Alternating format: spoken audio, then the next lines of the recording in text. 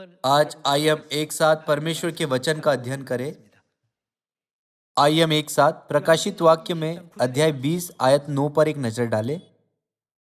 वे सारी पृथ्वी पर फैलकर पवित्र लोगों की छावनी और प्रिय नगर को घेर लेगी और आग स्वर्ग से उतरकर उन्हें भस्म करेगी। उनका भरमाने वाला शैतान आग और गंधक की उस झील में, जिसमें वह पशु और झूठा भविष्यद्वक्ता भी होगा, डाल दिया जाएगा।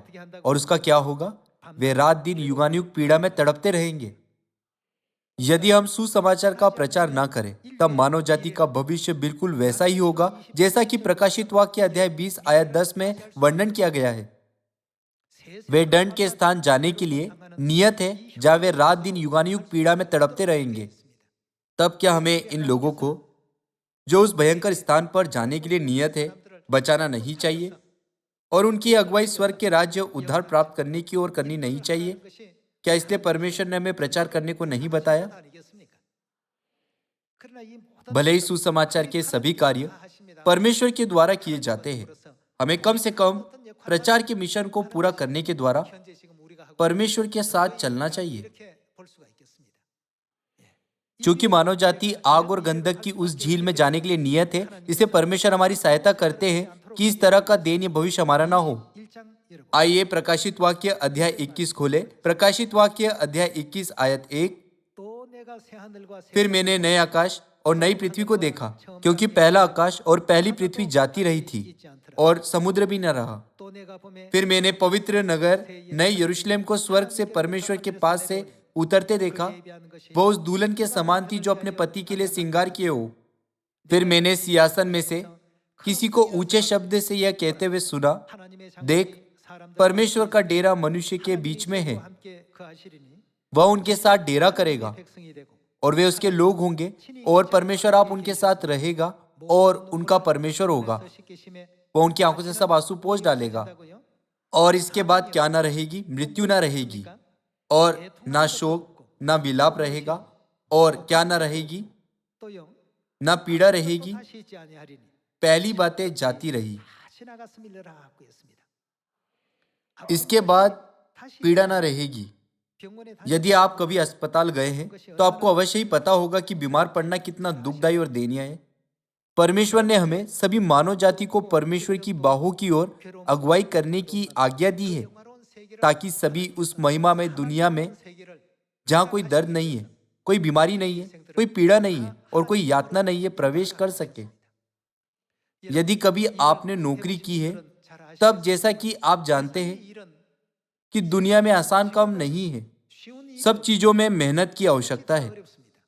लेकिन सुसमाचार में परमेश्वर के साथ काम करने के बारे में क्या? यह बहुत ही आसान है, क्योंकि हम जिसे परमेश्वर ने पहले से तैयार किया उसमें मात्र भाग ले रहे हैं। ऐसा नहीं है कि हमें एक बहुत भारी बोझ उठाना है या सारी रात पसीना बहाते हुए काम करना है। लेकिन जो हमें करना है वह यह है कि हमें केवल अपना मुंह खोलना और सत्य के वचन का प्रचार करना। यह कितना आसान है! यदि हम ऐसा करें, तब परमेश्वर उनके मनों को हमारे वहां जाने से भी पहले खोल देंगे। यह वह सुसमाचार है जिसका हम अब प्रचार कर रहे हैं। यदि हम इस आसान मिशन को भी पूरा ना करें, तब सारी मानव जाति का भविष्य उदास और अंधकारमय होगा। न केवल मानव जाति का भविष्य, लेकिन हमारा स्वयं का भविष्य भी उदास और अंधकारमय होगा। यही कारण है कि परमेश्वर हमारे प्रचार करने के मार्ग को खोलते हैं और हमें परमेश्वर के सदस्य होने का एक अवसर देते हैं, जिन्होंने पहले प्रचार किया। हमारे लिए परमेश्वर के सदस्य होने के लिए उन्होंने भोर सुबह की प्रार्थना को नियुक्त किया। हमारे परमेश्वर के सदस्य होने के लिए वह हमें नम्र होने को बताते हैं। हमारे परमेश्वर के सदस्य होने के लिए वह हमें अस्थायी कष्ट सहने को कहते हैं। परमेश्वर इस प्रकार बना सकते थे कि हमें अपने जीवन में कोई कष्ट ना हो, लेकिन परमेश्वर चाहते कि हमारा जीवन मसीह के जीवन के सदस्य और जो कांटों के मार्ग पर चले और स्वयं को क्रूस पर बलिदान किया। कभी कभी परमेश्वर स्वर्ग के राज्य जाने के हमारे मार्ग पर थोड़ी कठिनाइयां देते हैं, लेकिन क्या आप ये नहीं देख सकते कि परमेश्वर इन कष्टों के द्वारा हमें संपूर्ण और सिद्ध बना रहे हैं? परमेश्वर चाहते हैं कि हम उस कष्ट भरे मार्ग पर चलें जिससे हम हर प्रकार से परमेश्वर के सदस्य बन सके। परमेश्वर चाहते हैं कि हम हर प्रकार से उनके सदस्य हो, सबत मनाने में, फसह मनाने में और परमेश्वर की सारी आज्ञाओं में, सुसमाचार के प्रचार में और भोर की प्रार्थना करने में भी। यह याद रखते हुए कि हम सभी परमेश्वर के सदस्य बनने की प्रक्रिया में हैं, आइए हम वह संतान बने जो उस मार्ग पर चलते हैं जो पिता और माता के मन को भावुक करता है। आशा है कि आप सभी को इन वचनों के द्वारा परमेश्वर का अनुग्रह प्राप्त हुआ। मैं आज के उपदेश को समाप्त करता हूँ। आपका बहुत धन्यवाद।